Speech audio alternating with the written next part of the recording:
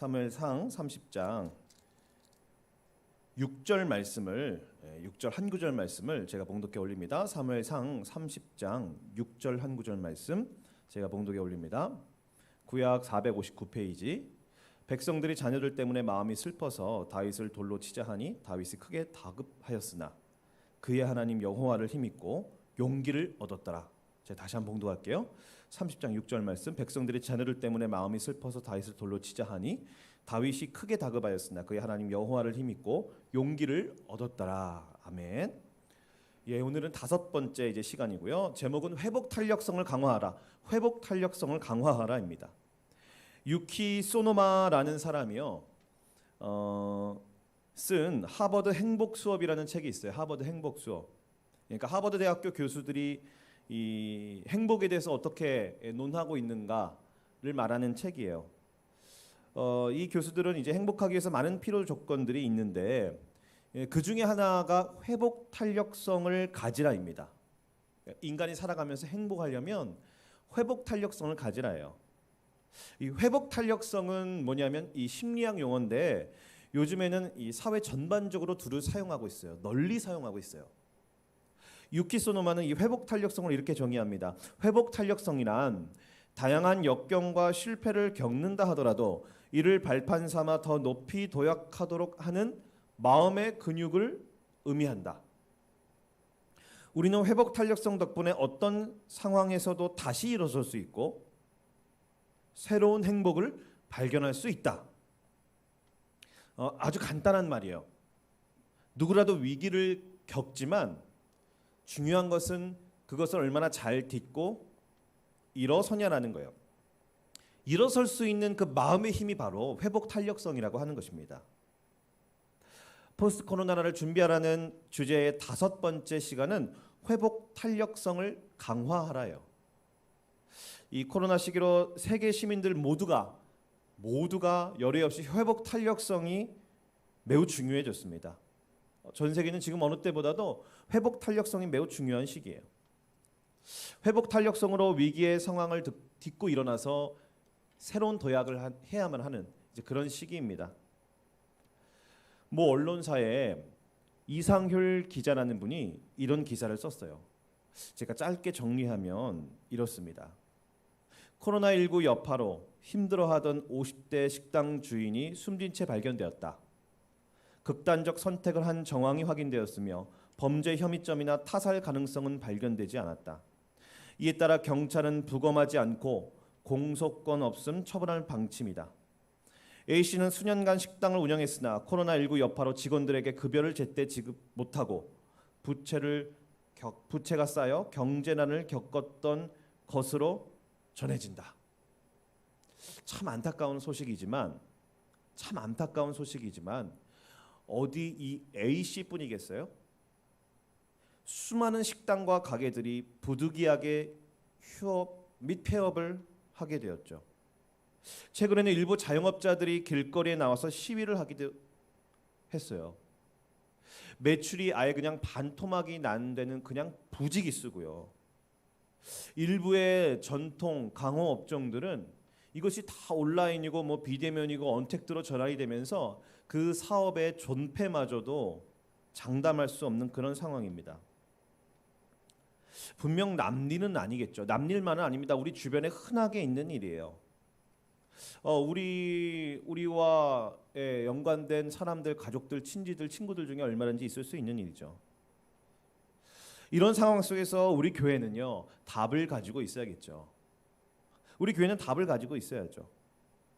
그리고 우리 또한 이런 예측 불가능한 상황이 개인적이든 우리의 가정적이든 사업적이든요, 예측 불가능한 상황이 위협이 우리 인생에 얼마든지 닥칠 수 있어요. 그때마다 우리는 명확한 대안을 가지고 있어야겠죠.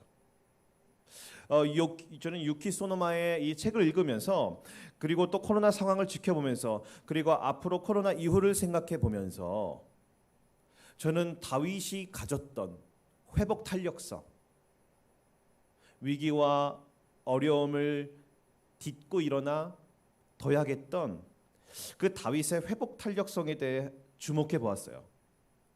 오늘은 전혀 예측할 수 없었던 초유의 사태와 위기, 그리고 놀라운 회복 탄력성으로 다시 위기를 딛고 더 높이 도약하게 된 다윗과 이스라엘 공동체 이야기를 여러분 한번 살펴보겠습니다. 지난주에는 제가 사무엘서 전체를 짚어드리는 맥을 말씀드렸죠. 사무엘서 전체는 인간의 야망, 그리고 하나님 나라에 속한 그 하나님의 그 비전, 이 대립 속에서 어떻게 하나님이 인간의 야망을 꺾으시고 야망을 무력화시키시고 하나님 나라의 비전으로 이들을 인도해 가시는가를 말해주고 있어요. 사무엘서는요. 이런 관점에서 보시면 사무엘서가 훨씬 더 가깝게 다가오실 거예요. 이 큰 주제와 맥락을 알고 보시면 그런데 비전을 준비하고 비전을 이루어가고 비전을 세워가는 그 비전의 사람 다윗에게 전혀 예상치 못하는 위기가, 그것도 아주 불식간에 찾아오게 되었어요. 전혀 반갑지 않은 불청객입니다. 이 코로나처럼. 사무엘상 30장, 아까 제가 30장 읽었잖아요. 1에서 3절을 한번 제가 읽어볼게요. 30장 1에서 3절. 다윗과 그의 사람들이 사흘 만에 시글락에 이른 때 아말렉 사람들이 이미 네겝과 시글락을 침노하였는데 그들이 시글락을 쳐서 불사르고 거기에 있는 젊거나 늙은 여인들은 한 사람도 죽이지 아니하고 다 사로잡아 끌고 자기 길을 갔더라. 다윗과 그의 사람들이 성읍에 이르러 본즉 성읍이 불탔고 자기들의 아내와 자녀들이 사로잡혔는지라. 얼마나 심각한 상황인지 아시겠죠? 사무엘상 30장 1에서 3절. 다윗이 사흘 만에 시글락에 이르렀는데 여자들과 아이들이 다 인질로 볼모로 잡혀갔다는 거예요. 다윗에게는 그간 어떤 일이 있었는지 한번 잠깐 볼게요. 다윗은 쫓기는 신세였죠. 그래서 그는 이스라엘 영토 안에 있을 수가 없어요. 사울을 2번이나 죽일 수 있는 기회가 있었는데 다 살려주었어요. 그래서 사울이 매우 고마워하는데, 그러나 여전히 사울을 믿지 못하죠. 불안하죠. 여전히 사울은 다윗을 향해 이를 갈고 있습니다. 그래서 다윗은 600명과 함께 블레셋 왕들 중에서 아기스 왕이라는 사람에게 피신을 해요. 그때 와기스 왕이 다윗과 이 사람들을 영접하면서 이 시글락이라는 곳, 시글락이라는 곳을 일종의 봉토 개념으로 주게 돼요. 다윗이 아기스 왕이 이 시글락이라는 땅을 일종의 봉토 개념, 당시 봉건제도는 아니지만 일종의 봉토 개념으로 이 다윗과 부하들에게 줍니다. 시글락이라는 땅을. 원래 시글락이라는 것은 시므온 지파에게 속한 것이었어요. 그런데 이제 훗날 블레셋 사람들의 손에 넘어가게 됐고, 그 다음에 이제 이 아기스 왕이 통치하게 됐죠. 나중에는 이 다윗이 이 시글락 땅을요 이제 합병해 버려요. 나중에는요. 다윗이 이 봉토를 받았기 때문에 놀고 먹은 것이 아니에요. 시글락에서요. 무엇을 했냐면 아말렉을 쳤어요. 아말렉을 그냥 무자비하게 죽였어요. 칼날로. 남녀 할 것 없이. 그리고 짐승들은 다 가지고 이제 아기스 왕에게 이제 오게 되죠. 근데 아말렉 사람을 좀 알 필요가 있는데요. 아말렉 사람들이 누구냐면 진짜 비열한 사람들이에요. 아말렉 사람들은 진짜 비열한 사람들이에요. 아말렉은 누구냐면 에서의 손자였어요. 그러니까 그 에서의 후손들을 아말렉 사람이라고 부르는 거예요. 아말렉 사람들은 매우 비열한 사람들이에요. 이스라엘 사람들이 이제 광야를 걷고 있었잖아요. 광야길을 걷고 있었는데 후방대 사람들, 뭐 연약한 사람들, 노약자나 어린이나 여자나 좀 지치고 힘들고 병든 이런 약자들, 그 후발대 사람들을 뒤에서 공격한 거예요. 아말렉 사람들이. 정말 비열하죠. 그래서 그 이스라엘과 아말렉이 이제 전투를 벌여요. 모세가 손을 들면 이스라엘이 이기고, 모세가 손을 들면 아말렉이 이기는 이런 희한한 광경이 펼쳐졌어요. 모세는 이제 기도를 하고요. 그 여호수아를 중심으로 한 이스라엘이 결국에는 이제 칼날로 이제 아말렉 사람들을 다 죽여버려요.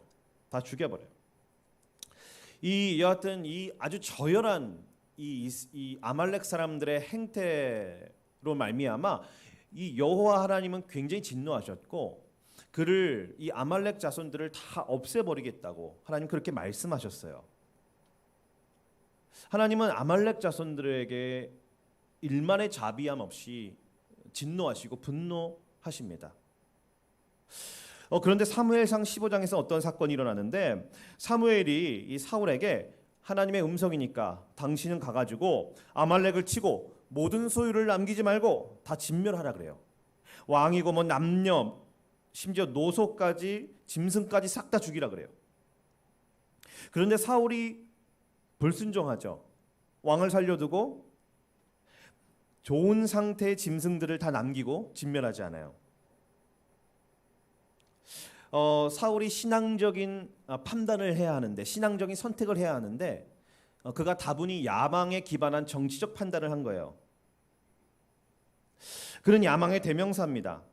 사울은요 군비를 증강하고 모략을 세우고 때론 인질도 잡아야 하고 합리적이고 정량적인 판단을 해야 하고 백성들의 인기를 동시에 얻어야 하는 그러면서 살아가는 그런 이스라엘, 보통 국가로서의 이스라엘, 보통 국가가 되고자 하는 그리고 그 국가의 지도자가 되고자 하는 그 야망 때문에 하나님의 말씀에 불순종해요. 사무엘서 전체는요 인간의 야망을 깨트리고 하나님의 비전을 담아내는데 매우 큰 주안점을 두고 있어요. 사울은 아말렉을 살려주었지만 다윗은 그와는 다른 행보를 나타내요. 다윗은요 이 아말렉을 다 죽이는 거예요. 그때 다윗이 아말렉을 죽였는데 갑자기 그 블레셋 사람들이 이스라엘과 싸우려고 군대를 모집해요. 갑자기 지금 이 다윗이 지금 블레셋 땅에 있는데 블레셋 사람들이 갑자기 이스라엘과 싸우려고 이제 군대를 이제 모집하는 거예요. 아기스 왕은 다윗과 부하들에게 군대에 참가하자고 말하고 그리고 자기를 보호해 달라고 보디가드 역할을 좀 해달라고 이렇게 부탁을 해요. 다윗의 입장에서는 수락할 수밖에 없죠. 그래서 블레셋 사람들은 모든 군대를 아벡이라는 곳에 모아요. 아벡. 이곳에 이제 아기스도 가게 되고 다윗도 가게 되고 부하들도 가게 돼요. 왜요? 저 이스라엘 사울 왕이 있는 저 이스라엘을 전쟁을 벌이려고. 그런데 블레셋 방백들이 너도 나도 들고 일어나 이제 반발을 하는 거예요. 다윗과 부하들은 이스라엘 사람들이기 때문에 그리고 이스라엘의 부하들이기 때문에 전쟁에 참가시키면 안 된다고 이제 강하게 나와요. 이들이 막 반발을 해요. 아기스 왕은 다윗은 아무런 문제가 없다고 아니라고 다윗을 변호해 보지만 상황에 밀려서 꼬리를 내리고 다시 다윗 보고 시글락으로 다시 돌아가라 그래요. 다윗은 억울한 척을 합니다. 나를 왜 저 원수와 싸우지 못하게 하십니까? 라고 때를 써보지만 아기스 왕이 커버해 줄 수 없을 정도로 방백들의 원성이 커지고 있는 그런 상황이에요. 그래서 이제 새벽에 돌아가라 그래요. 새벽에요. 천만다행이죠. 왜냐하면 자칫 잘못하면 동족 상잔의 비극이 연출될 수 있는 그런 상황이었어요. 6.25처럼 동족끼리 자기가 살겠다고 피를 흘려야 하는 그런 불의한 피가 낭자한 전쟁터가 그려질 수도 있는 일촉즉발의 위기의 상황 속에서 하나님의 은혜로 하나님의 섭리로 무산이 돼요. 그것이요. 정말 다윗과 그의 부하들에게 정말 감사한 일이고 다행스러운 일이죠. 다윗은 비록 블레셋 땅에 있었지만 그가 불의한 피를 흘리는 일에는 가담하지 않아요. 그가 자신의 대의와 야망을 위해서 피를 흘릴 적은 없어요. 그래서요. 다윗과 다윗의 사람들이 사흘 만에 시글락에 이르게 돼요. 사흘 만에 다시 이제 시글락으로 돌아온 거예요. 시글락에 도착해 보니까 이 30장 1에서 3절 말씀이 연출된 거예요. 아말렉 사람들이 시글락을 친 거예요. 불사르고요. 처자식들을 인질로 잡아가 버린 거예요. 사흘 만에 다시 돌아왔는데 성읍이 불타는 모습, 그리고 아내와 자녀들은 사로잡혀간 매우 끔찍한 광경을 지금 다윗은 보고 있는 거예요. 다윗이 있었던 그 아벡, 전쟁을 치르기 위해서 갔던 그 아벡, 그 다음에 지금 시글락으로 돌아왔잖아요. 이 아벡과 시글락의 거리가 대략 100km 정도 돼요. 100km. 그러니까 사흘 만에 돌아왔다고 하니까 사흘 동안 매우 부지런히, 매우 아주 열심히 고생하며 달려와야 되는 거리잖아요. 100km이기 때문에. 사흘 동안 정말 고생하며 왔는데 그들을 맞이한 것은 처참한 광경이었어요. 잘 차려진 그 식탁과 반겨주는 그 아이들과 푹신푹신한 베개와 이불이 깔아진 그런 침대가 아니라 완전 그냥 쑥대밭이 되어버렸고, 모든 가족들이 인질로 잡혀 가버린 정말 지옥과도 같은 그런 곳이었어요. 그것도 저 원수 아말렉 사람들에 의해서 말입니다. 물론 다윗의 당시 두 아내인 아히노암과 아비가일도 잡혀갔어요. 다윗이 아벡에서 시글락으로 돌아오면서 속으로는 감사기도 드리며 돌아오지 않았을까요? 하나님, 불의한 피를 흘리지 않게 해주셔서 감사합니다. 하나님, 저 이스라엘과 싸우지 않게 해주셔서, 우리 동족과 싸우지 않게 해주셔서 하나님 정말 감사합니다. 그 하나님의 섭리에 감사하면서 가족들을 보기 위해서 그렇게 달려오지 않았을까요? 그런데 눈앞에 펼쳐진 그 상황은 정말로 충격 그 자체였어요. 충격 그 자체였어요. 다윗이 분명 아말렉을 다 죽였다 그랬잖아요. 그런데 왜 아말렉 사람들이 이렇게 살아있을까요? 이 비열한 아말렉 사람들이 왜 살아있을까요? 다윗이 분명 죽였는데. 아말렉 사람들은 어떤 사람들이냐면 고대 사회를 이렇게 떠돌면서 약자들을 공격하고 약탈하는, 소위 상적들과 같은 존재들이에요. 산적.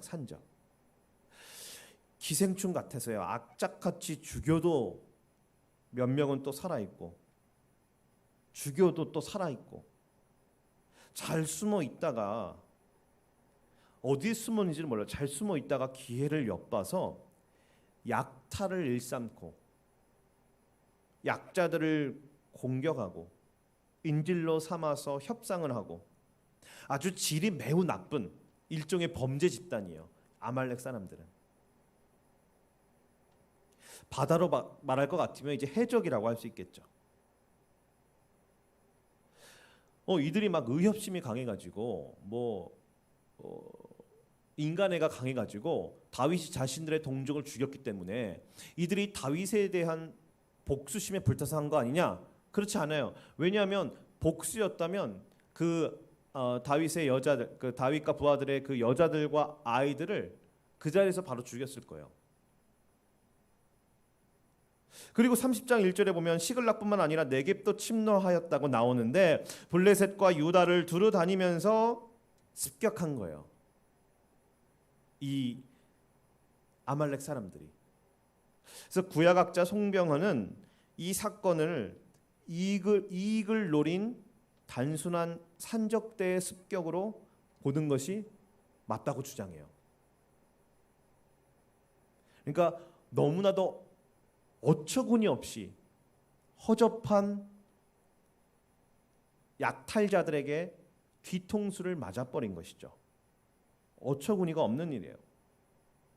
그나마 감사한 것은 하나님이 지켜주시고 보호해 주셔가지고 이 질이 아주 나쁜 아말렉 사람들이 처자들의 머리 털끝 하나 지금 건드리지 않았다는 거, 그것이에요. 다윗과 그의 사람들이 할 수 있는 일이 무엇이 있었을까요? 이런 처참한 광경을 보면서 그들의 그 용맹성과 그 위용은 과연 효력을 발휘했을까요? 다윗과 부하들은 어떻게 행동하였을까요? 다윗이고 누구고 할 것 없이 그저 소리를 높여 울기 시작하는 거예요. 언제까지 우냐면 울 기력이 없을 때까지. 여러분, 울 기력이 없을 때까지 한번 울어보셨어요? 울 기력이 없을 때까지. 야, 꼭 울다가 그냥 울 기력이 없을 때까지 우는 거. 인간이 가지고 있는 슬픔의 최대치를 표현하는 말이에요. 울 기력이 없을 때까지 운다. 만약에 울 기력이 남아 있으면 또 계속 울 거예요. 단지 기력이 없기 때문에 울음을 그치는 것이죠. 시련을 당하면, 젊은 이들이 시련을 당하면 계속 울죠. 그러다가 언제 그치냐면 기력이 없어서 멈춰요. 그리고 나서 밥을 먹어요. 밥을 먹으면 좀 기력이 좀 생기잖아요. 그러면 또 울기 시작해요. 또 울다가 지쳐 쓰러서 자고, 또 일어나서 밥을 먹게 되면 또 다시 울기 시작하고, 하염없이 울고. 자기가 가장 사랑하는 것과 이별하는 것은 인간이 주체할 수 없는 슬픔을 가져다 주는 거예요. 그것도 전혀 예기치 못한 이별에는 더 큰 슬픔에 따를 수밖에 없는 것이죠.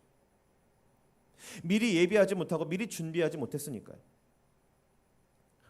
골리앗을 때려눕힌 그 위엄과, 우리 지난주에 골리앗을 때려눕힌 걸 잠깐 봤는데, 골리앗을 때려눕힌 그 위엄과 그 담대함은 무슨 소용이 있겠어요? 어떤 군대가 오더라도 한번 싸워보겠다는 그런 강력한 의지와 부하들의 그런 사기 등등함과 큰 함성 같은 것은 사랑하는 가족을 지금 잃어버린 이 상황, 그리고 슬픔 앞에서 그것이 무슨 의미가 있겠어요? 코로나 정말 별거 아닌데요. 그렇다고 별거 아니야라고 쉽게 말할 수는 없어요. 왜냐하면 코로나로 인해 깊은 상실과 이별을 겪고 있는 사람들이 많기 때문이에요. 그것이 가족이건, 그것이 사업체건, 그것이 직장이건, 그것이 관계이건. 그들이 담력이 없고 그들이 지혜가 없어서 슬퍼하는 것이 아니에요. 믿음이 있는 사람도 슬퍼할 수 있어요.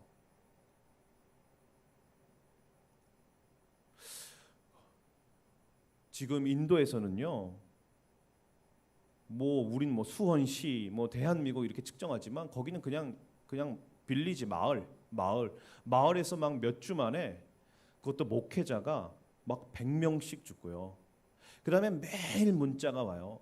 성도님들, 돌아가신 분들, 목회자들, 신학교 교수들, 이 명단과 목록이 매일 문자로 온대요. 매일 문자로 온대요. 거기 힌두교, 이슬람교도만 그런 문제가 있는 것이 아니라 우리 교회 내에서도 계속 그런 문자가 온다는 거예요. 사랑하는 사람들과의 그 이별. 인도의 전 역사를 통틀어 가장 비극적이고 가장 처참하고 가장 슬픈 그런 현실인 거예요. 거기는요. 남의 나라지만 우리는 교회가 있기 때문에 이것이 정말 가슴 아픔으로 다가오죠. 누구라도 인간은 자기가 가장 사랑하는 것부터 헤어지는 것에는 절제할 수 없고 억누를 수 없는 슬픔 앞에 한없이 목 놓아서 울게 되는 거예요. 그리고 울 때 언제까지 울게 되냐면 기력이 없을 때까지 우는데, 그는 자기의 기력으로 할 수 있는 한 최대한을 하면서 자신 안에 있는 눈물샘을 자극할 수 있는 모든 것을 동원해서 자신의 모든 눈물을 다 쏟아내는 거예요. 그리고 무기력에 빠지게 되는 거예요. 이것이 지금 다윗에게 닥친 외부적 위기예요. 환난이에요. 그런데 이거보다 더 심각한 문제가 발생해요. 다윗을 더 어렵게 하고 다윗을 더 궁지로 몰게 하는 위기가 발생하는데, 그것은 바로 내부적 위기예요. 제가 6절을 다시 한번 읽어보겠습니다. 사무엘상 30장 6절에 보면 백성들이 자녀들 때문에 마음이 슬퍼서 다윗을 돌로 치자 하니 다윗이 크게 다급하였으나 그의 하나님 여호와를 힘입고 용기를 얻었더라. 백성들이 점점 어떻게 되냐면 공론을 모아요. 그러니까 이성적으로 판단하는 것이 아니라 다분히 감성적 그 소용돌이, 주체할 수 없는 그 슬픔의 감정에서 나온 행동이에요. 백성들이 자기가 잃어버린 그 상실감 때문에 마음이 슬퍼지죠. 여기까지는 이해가 하지만 좀 이들이 의아한 반응을 보이는데 다윗을 돌로 치자라는 그 공론이 의제화가 되네요. 함께 힘을 모아 다윗을 돌로 치자 그래요. 함께 힘을 모아 다윗을 돌로 칩시다라고 말하는 이들은 누구냐면 다윗이 사울을 피해서 아둘람 굴이라는 곳에 있을 때 거기에 어떤 사람들이 모였냐면 마음이 원통한 자, 환난 겪은 자, 슬픔이 있는 자, 그러니까 뭐 사회적으로 빛이 있는 자, 소외된 자, 참 어렵고 슬픔이 있는 나름대로 다 사연이 있는 사람들이 그곳에 몰려들었어요. 다윗에게 몰려들었어요. 그래서 다윗의 그 지도력과 다윗의 그 리더십과 다윗의 그 울타리 안에서 이들이 보호를 받고 때로는 위로를 받고 이들이 점점 회복되는 인생의 길을 걷고 있는 자들이에요. 이들은요. 소망이 전혀 없었는데 다윗을 만나서 이제 점점점 비전을 찾아 가는 그런 인생으로 바뀌어가는 자들이에요. 다윗과 함께 동거동락하며 운명 공동체로서 함께하는 사람들이에요. 그런 사람들이 함께 힘을 모아 다윗을 돌로 치려고 하는 거예요. 이것이 내부에서 발발한 내부적 위기예요.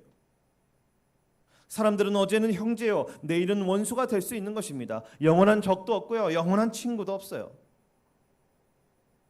인생을 사람을 너무 비관하는 것이 아니라 사람은 자신이 큰 상해를 입은 상황에서조차 상황일지라도 신실함을 유지하고 지켜낼 만한 힘이 없어요. 사람의 마음은 그 정도의 힘은 없는 거예요.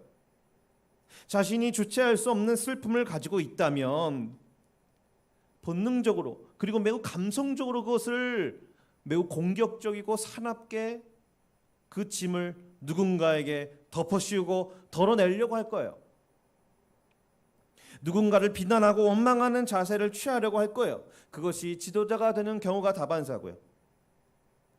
그 팀의 리더가 되는 경우가 많다는 거죠. 제가 대학생 때 스타렉스를 끌고 제주도가 집회에 있었기 때문에 집회가 제주도에 있어가지고요. 다 같이 제주를 내려가가지고 제가 이제 저녁에 차를 끌고 이제 돌아가는데 그때 내비가 있었는지 없었는지 잘 기억이 안 나지만 제가 그 길을 굉장히 헤맸어요. 그때 한 10명, 12명 정도 있었는데 차에 이들이 이제 화기애애하고 하하호하면서 잘 지내다가 점점 이제 피곤이 쌓여오고 이제 어두워지고 빨리 숙소로 돌아가고 싶고 하니까 점점 이제 불만이 올라오겠죠. 왜냐하면 내가 이제 길을 잘 못 찾으니까. 그러다가 약간의 볼멘 소리가 오는 것처럼 느껴져서 제가 차를 한 방향으로 세워놓고 그랬어요. 이 친구들에게 무조건 감사하라, 절대적으로 감사하라. 이것도 하나의 훈련이니 감사함으로 받으라. 왜냐하면 인간은 그렇게 쉽게 감정적으로 변할 수 있는 존재예요. 그 감사의 훈련. 이 칼국수집에 갔는데 최근에요. 이 사장님이 저를 이제 손님이어서 이렇게 얘기를 하다가 그분의 말의 시작부터 마치는 시간까지가 전부 다 욕이에요. 누군가를 비난하고 비방. 이 코로나 현실이 너무 어렵고 너무 힘들어서 이걸 자신이 감당을 못하는 거예요. 그런데 그분이 뭐 이렇게 사업에 존폐 위기가 있냐? 그렇진 않아요. 우리나라에서 꽤나 성공하신 분이고 이 4차 대유행 속에서도 그나마 손님이 좀 오시는 그런 집이에요. 그럼에도 불구하고 이분은 이거를 막 억누르지를 못하더라고요. 지금의 상황을, 이 분노를, 이 분개함을, 이 억울함을. 대중들은요, 예수 그리스도를 왕 삼으려고 그랬어요. 호산나 다윗의 자손이여 하면서 종려나무 가지를 들고 막 흔들었습니다. 그분의 오병이어 기적을 보고 그분의 그 기사와 이적과 표적을 보고 백성들은, 대중들은 그를, 예수 그리스도를 왕으로 삼으려고 했어요. 반면에 또 예수 그리스도에게 뭐라고 합창합니까? 십자가에 못 박으소서, 십자가에 못 박으소서, 고래고래 소리를 질러요. 바리새인들과 서기관들만 예수를 싫어한 거 아니에요. 베드로도 예수를 저주했어요. 베드로도요. 함께 힘을 모아 이 사태를 지금 해결해 나가야 되는데, 아쉽게도 지금 다윗의 사람들은 이성적 판단을 낼 수 없는 상황이에요. 모든 비난의 화살은 다윗에게 쏟아집니다. 단지 비난하는 수준을 넘어 그를 죽이려 들어요. 그에게 자진하여 찾아갔던 자들이 이제 그를 죽이려 그러는 거예요. 다윗이 크게 다급하였다고 나와요. 이 말은 무슨 말이냐면 다윗이 매우 공경에 처했다. 그래서 그의 마음이 매우 갑갑해지고 답답해졌다, 이런 뜻이에요. 그가 외부적인 상황도 지금 견디기 힘들어 죽겠는데 더더욱 궁지에 몰리게 된 것이죠. 코로나로 인한 그 보건상의 위협, 그리고 경제적 곤란, 이런 것은 외부적 위기라고 할 수 있겠어요. 그것이 충분히 사회와 우리 지구 공동체에 큰 타격과 피해를 주게 됩니다. 그러나 그보다 더 큰 고통이 있다고 한다면 내부적 위기예요. 사람들이 쓴 마음을 갖게 된다는 거예요. 서로 비방하고, 서로 비판하고, 서로 원망하고, 낙인이 생기고. 외부적 위기보다 더더욱 무서운 것은 뭐냐면 내부적 위기예요. 내부적 위기. 내부적에서 갈등이 일어나고 분열이 일어나고 원망과 비난이 난무하게 되는 일은 매우 심각한 상황이에요. 내부적 위기는 더 나아가 사람의 내면에 치명타를 입히게 돼요. 치명타를 입히게 돼요. 그래서 마귀가 매우 기뻐하고 매우 좋아하는 전략이에요. 내부적 위기를 발발해서 공동체를 분열시키는 것. 마음의 중심을 흔들어 놓아요. 판단을 흐리게 하고 낙담하게 만들고 지나친 자괴감에 빠지게 만들어 버리는 거예요. 그러나 사무엘상 30장에는요 복음이 있어요. 다윗이 동시에 회복이 되는 거예요.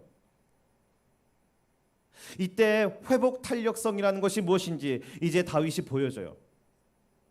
제가 아까 6절을 읽었지만 하나님 여호와를 말미암아 용기를 얻게 돼요. 용기요. 여기서 용기는 하자크라고 합니다. 하자크는 무슨 뜻이냐면 강하다란 뜻이에요. 매우 중요한 단어예요. 이 단어가 구약에서 300번 쓰였어요. 300번. 하나님 여호와를 말미암아 그가 강해졌다는 뜻이에요. 여호수아 1장에 강하고 담대하라 라고 할 때 이 강하고 할 때 강하다가 바로 하자크예요. 주로는 평소에는 전쟁터에서 힘으로 쓰이고요. 그래서 전투력이 강하다 할 때 이제 하자크가 쓰이지만 여기서는 다윗이 지금 뭐 팔에 힘이 생기고 뭐 다리에 힘이 들어가고 다윗의 전투력이 상승했다 이렇게 해석할 수는 없고 다윗의 마음이 강해졌다는 뜻이에요. 다윗의 마음이 하자크의 상태로 된 거예요. 그가 매우 공경에 처해져 가지고 그의 마음이 매우 답답하고 갑갑했는데 그의 마음이 바닥을 쳤는데 그의 마음이 다시 힘을 얻어 가지고 용소습을 하고 있는 거예요. 고도의 상승 곡선을 단숨에 그린 거예요. 다윗이 회복 탄력성을 갖게 된 것이고요. 더 강해지게 된 거예요. 이사야 40장 31절의 말씀에 오직 여호와를 앙망하는 자는 새 힘을 얻으리니 독수리가 날개치며 올라감 같을 것이며. 독수리가 날개친다는 말이 무슨 말일까요? 예수전도단 출신의 이지웅 목사님이라는 분이, 이분이 아마존에 이제 선교를 갔는데 거기서 독수리를 본 거예요. 꽤나 큰 독수리였는데요. 독수리는 날개가 이 1m, 2m 이런 식으로 되잖아요. 그러니까 날개가 무거워가지고 못 날아요. 독수리는요. 바로 못 날아요. 그럼 독수리는 어떻게 나냐면, 그분이 봤는데 독수리가 이렇게 날기 위해서 준비를 해요. 이렇게 한 바퀴를 돌고 두 바퀴를 돌고 세 바퀴를 돌고 뭐 네 바퀴를 돌고 계속 뺑글뺑글 돌아요. 뺑글뺑글 돌아. 빠르게 점점점점 이렇게 돌다가 이 날개를요 어떻게 하냐면 그냥 한 방에 땅으로 팍 내려치는 거예요. 날개를요. 그 크고 길고 무거운 그 날개를 이게 뺑글뺑글 돌다가 갑자기 바닥으로 내려쳐 버리는 거예요. 그 날개를. 그럼 날개를 딱 치면 어떻게 되냐면 그냥 천천히 날아가는 것이 아니라 100m, 200m 상공에 단숨에 날아간다는 거예요. 독수리가. 정말 그 광경이 정말 진짜 보면 장관이래요. 저는 저기 동물원에서 독수리를 봤는데 나는 모습은 참 날아가는 모습은 봤지만 그렇게 상승곡선을 그리는 모습은 못 봤어요. 그래서 좀 아쉬워요. 한번 보고 싶어요. 예, 여하튼 독수리 날개침이라는 그 말은 무슨 말이냐면 점진적으로 점점점 스텝 바이 스텝 점점점점 더 세지고 점점점점 더 강해지라는 뜻이 아니라 단숨에 100m, 200m 상공으로 팍 뛰어오를 수 있는 순간적인 힘을 말하는 거예요. 독수리 날개 힘은. 그건 점진적인 힘이 아니라 순간적인 힘이에요. 지금 다윗은 시간이 없죠. 백성들이 돌로 치려고 해요. 자칫 잘못하면 진짜 죽을 수도 있는 상황입니다. 다윗에게 필요한 힘은요, 100시간을 기도하고 1년을 기도해서 얻어지는 게 아니에요. 순간 찰나에 얻어지는 힘이에요. 순간마다 위기의 찰나에서 매우 곤경에 처해서 매우 마음이 갑갑해진, 그리고 마치 내가 지금 죽는 것이, 차라리 죽어버리는 것이 마치 답일까라는 의구심이 들 정도의 그 상황 속에서 필요한 것은 스피드죠. 속도예요. 저기 우리 눈에도 보이지 않는, 뭐 요즘에는요 그 리처드 브랜슨도 뭐 아마존 회장도 막 우주를 왔다 갔다 하고 이것이 우주 여행이 상용화가 이제 얼마 남지 않았다고 하지만 하나님은 우주보다 훨씬 더 크시잖아요. 그래서 우리가 하나님이 어디에 계시는지 정말 알 수 없는, 우주 너머에 계신 그 하나님의 그 영향, 그 힘이 우주를 통과하고 하늘을 통과하고 지구를 통과하고 지역을 통과해서 우리의 마음 가운데 1초도 안 되게 우리 마음 가운데 힘이 전달해야 된다는 거예요. 저것이 천천히 우리가 회복되는 것이 아니라 오랜 시간 기도해서 주어지는 것이 아니라 주님 했더니 갑자기 자기도 모르게 자기의 마음 가운데 강한 힘이 생기는 거예요. 예, 그렇습니다. 방황하고 고통하고 절망하는 자영업자들에게 진짜 필요한 것은 지원금도 필요하고 사람들의 위로도 필요하겠지만 그들에게 진짜 필요한 것은 저 우주 너머에 있는 하나님의 능력과 힘, 하나님의 하자크라는 거예요. 주님은 능력이 있어요. 하나님은 하자크를 주실 능력이 있어요. 상황에 긴박할 때, 정말 회복 탄력성이 진짜 빠르게 필요할 때 하나님은 이 힘을 주시는 거예요. 강력한 힘을 주시는 거예요. 이 힘은 마음으로 전달되는 거예요. 갑자기 팔 힘이 생기고요. 지금 다윗의 상황에서 갑자기 다리에 힘이 들어가는 것이 아니라 갑자기 마음의 회복 탄력성이 일어나는 거예요. 마음의 강한 힘이 작동하게 되는 거예요.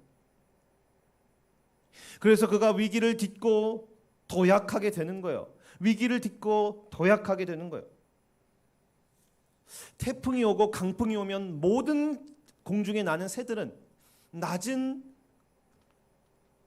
상공을 향해 이게 낮게, 고도를 아주 낮게 하여 날지만 오직 공중에 나는 새 중에서 독수리만큼은 태풍과 강풍을 피하지 않고 오히려 태풍과 공풍으로 직진하고 돌진하여 그것과 맞닥뜨려 그 태풍의 힘으로, 강풍의 힘으로 그동안 평소에는 자기가 가지 못했던 훨씬 더 높은 곳으로 단숨에 올라가 태풍과 강풍이 자신에게 위협이 되는 것이 아니라 단 한 번도 경험하지 못했던 신세계를 경험해주는, 마치 롤러코스터와 같은 그런 역할로 독수리는 바꿔버린다는 거예요. 독수리 날개는 태풍과 맞대걸 만한 힘이 있는 거예요. 우리의 마음 자체는 독수리 같은 힘이 없어요. 힘은 우리에게 있는 것이 아니에요. 힘은 하늘에서부터 내려와야 되는 거예요. 사도 바울도 매우 곤란한 상황에 수도 없이, 셀 수 없이 처했어요. 너무나도 많은 구절에서 사도 바울의 고난을 얘기하지만 제가 그 중에 아주 일부분만 소개하면, 고린도후서 4장 7에서 9절에 보면 우리가 이 보배를 질그릇에 가졌으니 이니 심히 큰 능력은 하나님께 있고 우리에게 있지 아니함을 알게 하려 함이라. 우리가 사방으로 우겨쌈을 당하여도 쌓이지 아니하며 답답한 일을 당하여도 낙심하지 아니하며 박해를 받아도 버림받지 아니하며 거꾸럼뜨림을 당하여도 망하지 아니하고 우리가 항상 예수의 죽음을 몸에 짊어짐은 예수의 생명이 또한 우리 몸에 나타나게 하려 함이라. 사도 바울에게 있는 힘은 어떤 힘이냐면, 다윗처럼 우겨쌈을 당해도, 답답하고 공경에 빠지고 갑갑한 일을 당해도, 낙심한 일이 생기고 박해를 받아도 그 상황과 환경에 휩싸이지 않고 그것을 뚫어버리고 그것을 오히려 발판으로 삼아서 그것을 발판 삼고 도약하여서 단 한 번도 누구도 복음이 전해지지 않았고 복음을 듣지도 못했고 복음을 전혀 알지도 못하는 지구촌의 수많은 사람들에게, 수많은 지역에 가서 복음의 전진을 나타낸 힘이라는 거예요. 바울의 힘은. 그런데 바울이 보통 사람들보다 훨씬 더 강하거나 그가 전투력이 세거나 그가 유능해서가 아니에요. 그 힘은 바울 자신에게 있는 것이 아니라는 것이죠. 힘이 큰 능력은 하나님께 있다는 거예요. 하나님께 있다는 거예요. 고린도후서 12장 9절에 보면 나에게 이르시기를 내 은혜가 내게 족하도다. 이는 내 능력이 약한 데서 온전하여짐이라 하신지라. 그러므로 도리어 크게 기뻐함으로 나의 여러 약한 것들에 대하여 자랑하리니 이는 그리스도의 능력이 내게 머물게 하려 함이라. 하나님은 바울의 간구를 3번이나 거절하시면서 이렇게 말씀하셨어요.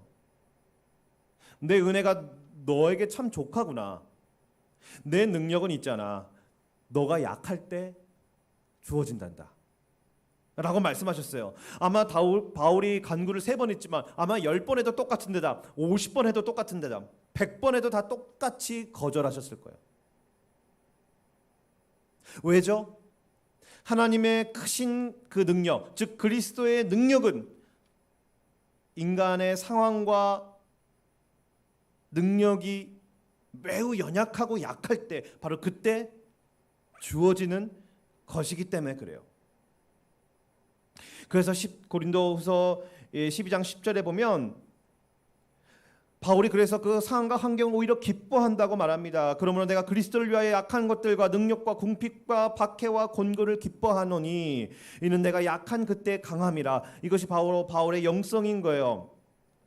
순간순간마다 우주를 통과하여 아주 순식간에 우겨쌈을 당하고 박해를 당하고 있는 낙담한, 지극히 초라하고 별볼일 없고 지극히 작은 바울 한 사람에게 그리스도의 놀라운 능력이, 하나님의 놀라운 힘이, 그 힘의 역사를 바울이 경험한 거예요. 바울은 그 능력을 받아, 그 힘을 받아 그리스도를 전하게 되는 거예요. 그리스도의 복음을 더 전하게 되고요. 말씀으로 영혼을 세우게 돼요. 바울은 이것을 평생 동안 뼈저리 알게 된 거예요. 아, 이게 내 힘으로 되는 게 아니구나. 아, 이게 내 능력으로 하는 게 아니구나. 하나님이 주신 은혜로 하는 거구나. 하나님이 주신 능력으로 하는 거구나. 이게 사는 게, 이게 내가 사는 게 아니구나. 하나님이 살게 하시고 하나님의 은혜를 주셔서 내가 하고 있는 거구나. 바울이 그러잖아요. 이 사탄의 사자를 좀 걷어달라고. 그럼 내가 주의 일을 더 열심히 할 수 있다고. 자신만만해 하잖아요, 바울은. 내가 이것 때문에 이 사탄의 사자, 이 가시 때문에, 이 육체적인 이 고초 때문에 내가 주님의 일을 더 열심히, 더 효과적으로, 더 효율적으로, 더 좋은 결과를 더 낼 수 없으니 이것만 제거해 주시면 내가 더 큰 능력을 가지고 내가 더 크게 내 실력을 유감없이 한번 발휘해 보겠다 라고 바울은 자신만만하지만, 평생에 걸쳐서 바울이 얻은 교육 그리고 훈련과 그 결론은 뭐냐면, 그것은 바울의 힘으로 하는 게 아니라는 거예요. 오히려 바울이 강한 것은 오히려 하나님 나라의 득이 될 게 없다는 거예요. 오히려 약한 그때가 족하다는 거예요. 그걸로 충분하다는 거예요. 지금 너의 상태로 충분하다는 거예요. 하나님의 능력을 나타내는, 하나님의 복음을 나타내는, 하나님의 나라를 세우는데 지금 너가 가진 그 자산과 자원만으로 지극히 연약하고 아파하고 신음하고 고통해야 하는 그 연약함, 그 갑갑함만으로 충분하다는 거예요.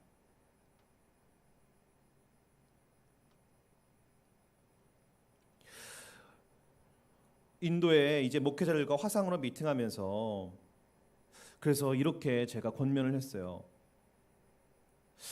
형제 자매 여러분, 연약함과 위기가 더 세지면 더 세질수록 하나님의 하자크, 하나님의 힘은, 능력은 더 강해집니다. 지금 상황과 환경이 어려우면 어려울수록 하나님의 능력은, 그리스도의 능력은 더 강해지고 더 강해집니다. 그러니 물질과 인간과 지성과 인간이 의지할 수 있는 모든 것을 내려놓고 오직 하나님의 그 하자크, 단순하게 하나님의 하자크를 구하고 의지하십시다 라고 권면했어요. 다윗이 힘을 얻고 강하게 되자마자 다윗은 하나님께 기도합니다. 29장 7에서 8절을 보면 30장 7에서 8절을 보면 하나님께 추격하면 원수들을 따라잡을 수 있는 것인지 하나님께 물어봐요. 하나님은 다윗에게 추격하면 반드시 도로 찾겠다 말씀하십니다. 다윗은 하나님 말씀대로 그들을 추격하였어요. 그런데 하나님은 그 아말렉을 추격하였는데 하나님은 미리 한 사람을 예비해 두셨어요. 애굽 사람 하나가 이제 먹지도 마시지도 못하고 기진맥진하여 쓰러져 있는 것을 이 다윗의 팀이 발견해서 다윗이 그를 어떻게 하냐면 먹여주고 재워줘요. 그래서 그가 정신이 들어서 이제 다윗과 서로 얘기를 하는데 알고 보니까 그는 누구냐면 아말렉 사람의 종인 거예요. 그런데 어떤 주인한테 병이 들어가지고 버림을 당한 거예요. 참 아말렉 사람들이 어떤 사람들인지 이 구절만 봐도 알 수 있을 것 같아요. 병 들어가지고 그냥 버려버렸대요. 그 아말렉 그 주인이요. 그래서 그 소년이요, 이 길을 나중에 이들한테, 이 다윗과 팀들한테 잘 길을 이제 안내해줘가지고 다윗이 손쉽게 아말렉 사람들을 찾게 되었고요. 그들이 먹고 마시고 즐거워할 때, 자신들의 약탈을 자축할 때, 그때 그냥 공격을 해가지고 그들을 치고요. 그 다음에 그 아내와 자녀들을 다 도로 되찾아와요. 빼앗긴 걸 다 찾아와요. 지옥과 천당을 왔다 갔다 한 것이죠. 다윗은요, 기도할 힘이 없었어요. 그때 하나님의 마음에 강한 힘을 불어넣어 주셨어요. 그래서 다윗은 힘을 받고 기도한 거예요. 다시 정신이 차려지고 다시 분별력이 생기고 판단이 흐려졌는데 다시 자신이 어떻게 해야 하는지 판단이 다시 서게 된 거예요. 다시 기도하게 되었고 하나님의 말씀대로 그는 행하게 되었고 그 길에는 다윗보다 앞서서 하나님께서 한 병든 소년을 예비해 놓고 계셨다는 거예요. 사람이 너무 힘들면 전혀 예상할 수 없는 상황이 갑자기 닥치면 사람은 어떻습니까? 나는 아니라고요? 아니요. 아무도 열애가 없어요. 기도할 힘조차 생기지 않아요. 아직 기도하고 있으면 우리가 힘이 있는 거예요. 다행인 거죠. 그러나 진짜 기진맥진해버리면 기도의 자리로 나아갈 수 없는 그런 지경이 되어버려요. 그래서 하나님이 어떤 방법을 쓰시냐면 힘을 주시는 거예요. 마음을 다시 강하게 해주세요. 그러면 그 사람이 다시 힘을 받아서 다시 기도의 자리로 가게 되는 거예요. 정신이 차려지고 위기의 상황 앞에서 어떻게 해야 할지 분별력이 생기고 다시 판단력이 생기는 거예요. 주님, 어떻게 하는 것입니까? 나는 무엇을 해야 하는 것입니까? 주님, 인도하심을 받게 하여 주옵소서. 그러면 주님의 음성을 다시 들어요. 말씀을 보다가, 설교를 듣다가, 기도를 하다가 문득 깨닫게 되고, 문득 지혜를 얻게 돼가지고 확신을 가지게 되고, 주님의 말씀대로 가다 보면 의외로 상황이 쉽게 끝나고 회복되는 경험을 하게 되는 거예요. 그 이유는 하나님께서 미리 모든 것을 다 예비해 두셨기 때문이에요. 위기의 상황을 오히려 발판 삼아 회복되고 더 나아가 도약할 수 있는 길을 하나님은 다 예비해 두고 계셨다는 거예요. 고로 하나님의 출구 전략은 도대체 무엇인지, 이 코로나 위기 속에서 정말 우리의 출구 전략은 무엇인지 우리는 다시 한번 기도해야 할 것이에요. 하나님은 이미 포스트 코로나를 다 예비해 두고 계셨다는 거예요. 코로나 이후의 시계를 다 예비해 두고 계셨다는 거예요. 하나님은요. 여러분, 다급한 상황에 놓여 계십니까? 다윗처럼 모든 것을 잃어버린 상실의 마음이십니까? 자녀들이 원하는 대로 살아가고 있지 않습니까? 내 환경이 우겨싸움을 당하는 것처럼 매우 답답한 그런 현실입니까? 여러분, 낙담하고 계십니까? 내가 이렇게 살 거라고는 전혀 단 한 번도 생각해 보지 않았는데 정말 남 얘기로만 알고 있었던 것이 내 삶의 불청객으로 찾아와 있지는 않습니까? 예, 맞습니다. 그때는 기도할 힘조차 생기지 않는 거예요. 여러분, 그래도요, 고개를 들고 하늘을 쳐다보십시다. 그리고 이 한마디 외치면 돼요. 주님, 나를 도우소서. 주님, 나를 도우소서. 그러면 어떻게 되냐면 곧바로 역사하는 거예요. 다시 마음에 힘이 생기는 거예요. 회복이 일어나는 거예요. 다시 판단력과 분별력이 생기는 거예요. 장소 불문이에요. 버스 안에서도, 지하철 안에서도, 우리의 일터에서도, 가정에서도 우리는 훈련하고 연습해야 돼요. 다급한 일이 생길 때 잠시 내려놓고 고개를 들고 외치는 거예요. 주님, 나를 도우소서. 주님, 나를 도우소서. 그러면 그 지하철이 천국이 되는 거예요. 그 버스 아니요, 천국이 되는 거예요. 다시 주님과의 교제가 열어지고 주님과의 다시 한번 그 동행이 생기고 앞으로 나아갈 방향과 길이 바른 판단력으로 다시 보여지게 되는 거예요. 우리가 공경에 빠질 때마다 하나님은 우리의 마음에 힘을 불어넣어 주시는 것을 하나님은 기뻐하세요. 하나님은 하작, 강함을 주시기 원하세요. 그러니까 이 단어가 구약에 300번이나 등장했죠. 왜냐하면 그것이 우리의 약함 속에서 역사하신 하나님의 능력이고 그리스도의 강함이기 때문이에요. 구약이건 신약이건 하나님은 하나님의 백성들에게 공경에 빠질 때, 위기에 빠질 때, 환난에 빠질 때 당신의 하자크를 주시고 힘을 주시고 은혜를 주셔서 그것을 회복해 하신 하나님을 우리가 볼 수가 있어요. 이를 변하지 않는 그런 가정의 문제가 있습니다. 탈출하고 싶은 그 현실이 있습니다. 그때 우리에게 필요한 것은 무엇입니까? 순간적인 힘이에요. 순간적인 힘. 회복 탄력성을 강화해야 합니다. 코로나 시기에 아무것도 할 수 없는 우겨쌈을 당하는 이 시기에 우리는 회복 탄력성을 강화해야 돼요. 이 상황을 딛고 오히려 도약해야 돼요. 힘을 받았으면요, 다시 기도의 자리로 나아가야 합니다. 하나님께 힘을 받았으면 다시 기도의 자리로 나가서 주님, 제가 여기 있습니다. 어떻게 할까요? 기도의 자리는 또 어떤 자리입니까? 주님의 지시와 방향과 인도하심을 받는 자리죠. 주님의 지시를 받고 그 방향대로 나아가는 겁니다. 우리가 필요한 것을 간구하는 의미도 있지만 하나님의 뜻을 이루기 위해서 나는 어디로 가야 하는지, 나는 어떤 길로 가야 하는지, 난 어떻게 살아야 하는지, 난 무엇을 선택해야 되는지, 이 전쟁에 참여할 것인지 말 것인지 기도의 자리에서 하나님과 독대함으로 그것을 결정하는 거예요.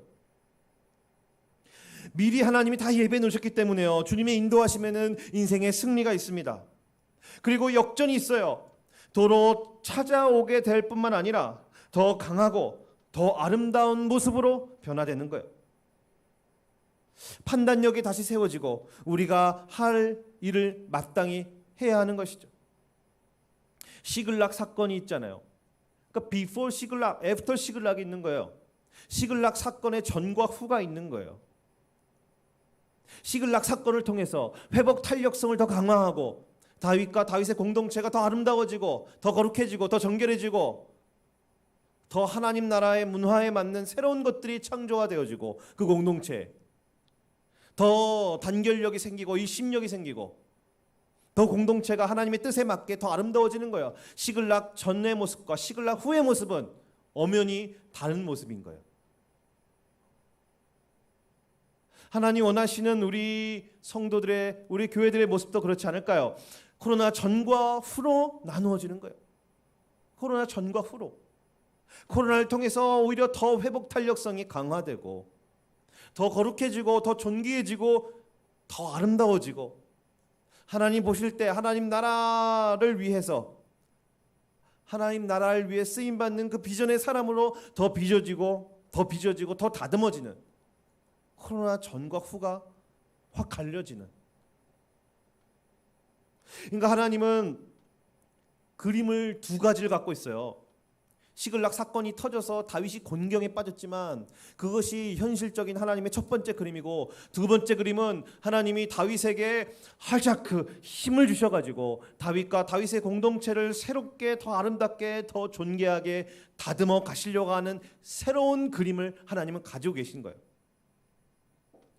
코로나에도 마찬가지예요. 지금 코로나로 전대미문의 고통을 겪고 있지만 전 세계 교회들이, 하나님은 또 다른 그림을 갖고 있는 겁니다. 이 코로나 상황을 통해서 교회를 더 아름답게 하고 더 경건하게 하고 더 존귀하게 하고, 마지막 때 예수 그리스도의 재림이 임박한 이때에 복음이 온 세상에 전파되어야 할 때 하나님이 이들을 통해서, 이 교회를 통해서, 그 혼란당하는 그 인도의 교회를 통해서 단 한 번도 복음이 전해지지 않는 것으로 복음이 아름답게 전파되는 그 또 다른 그림을 하나님 갖고 있는 것이고, 정말 힘들고 고통을 당하는 이 한국 교회를 향해서도 하나님 또 다른 그림을 가지고 있는 거예요.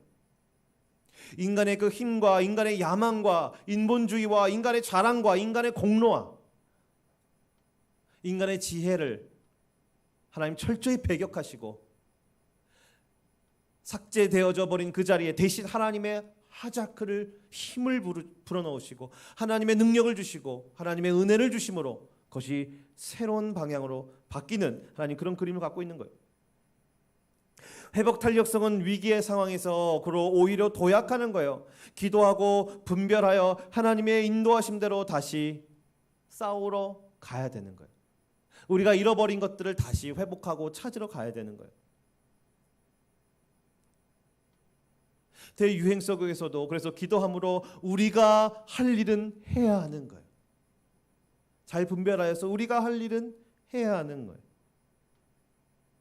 영적인 회복 탄력성을 준비하고 강화하고 발휘해야 합니다. 변화무쌍하고 거대한 속도전인 이 시대는 누가 더 회복 탄력성이 강한가의 싸움이에요. 여러분 또 하자크를 활용해야 합니다. 사무엘상 23장 16절에 보면 사울의 아들 요나단이 일어나 숲풀에 들어가서 다윗에게 이르러 그에게 하나님을 힘입게 의지하게 하였는데, 이때 힘입게 의지하다가 하작. 그러니까 요나단이요, 그 사울을 피해서 우겨쌈을 당하고 낙심해 있는 다윗에게 하나님의 하자크를 받을 수 있도록 요나단이 도와준 거예요.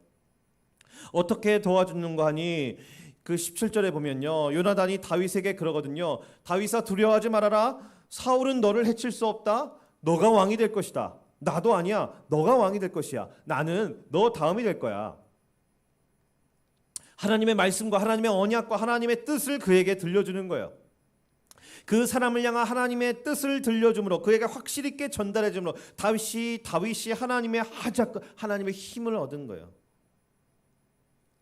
여러분, 우리 자신에게만 이 말씀이 중요한 게 아니에요. 하자크가 중요한 게 아니에요. 나의 회복과 나의 도약을 위해서만 하자크가 필요한 것이 아니에요. 하자크는 사람을 통해서 전달하는 되기도 하는 거예요. 사람을 통해서. 요나단을 통해서 다윗은 하나님의 하늘의 하자크를 얻습니다. 그러니까 요나단은 정말 진짜 멋있는 인물이에요. 요나단은요. 조연인데 거의 주연급이에요. 자신의 야망은 없고요. 오직 하나님, 오직 다윗. 참 요나단은 정말 멋있는 인물이에요. 이 시대에 꼭 필요한 인물이에요. 요나단은. 사무엘서는 인간의 그런 개인적인 야망이 아니라 하나님의 말씀과 뜻과 언약과 비전을 가지고 있는 사람들을 통해서 하나님의 나라가 세워진다는 것을 사무엘서는 누차례 강조하는 거예요. 최근에 어떤 권사님이 우연히 만났는데 아이스크림 사 먹으라고 2만 원을 이렇게 주시고 가셨어요. 그래서 저는 차에서 이제 받았는데 차를 타고 집에 가다가 마음이 울컥했어요. 2만 원 때문에 울컥한 게 아니라 그분이 쓰시는 그 마음 때문에 그냥 갑자기 우연히 만났는데요. 마음 때문에 그냥 울컥했어요. 다음 날까지 이 마음의 힘이요 전달이 됐어요. 그래서 다음 날은 정말 그분을 진심을 다해 축복기도 해드렸죠. 이분은 저에게 하자크를 줬어요. 하나님의 힘을 주셨어요. 여러분의 말 한마디, 우리의 작은 행동 하나가 다른 사람에게 매우 큰 힘과 용기를 줄 수 있는 거예요. 여러분이 말씀을 듣고 계신다면 꼭 배우자가 힘을, 하자크를 얻을 수 있도록 여러분 도와주십시오. 축복의 언어, 용기, 격려. 여러분, 이것을 통해서 우겨쌈을 당하고 있는 그 배우자와 그 자녀들과 손주 손녀와 친지들과 구역 식구들과 파장동 정자동에 사는 사람들에게 여러분 힘을 주십시오. 이들에게는 돈이 필요한 게 아니에요. 이들에게는 기술이 필요한 게 아니에요.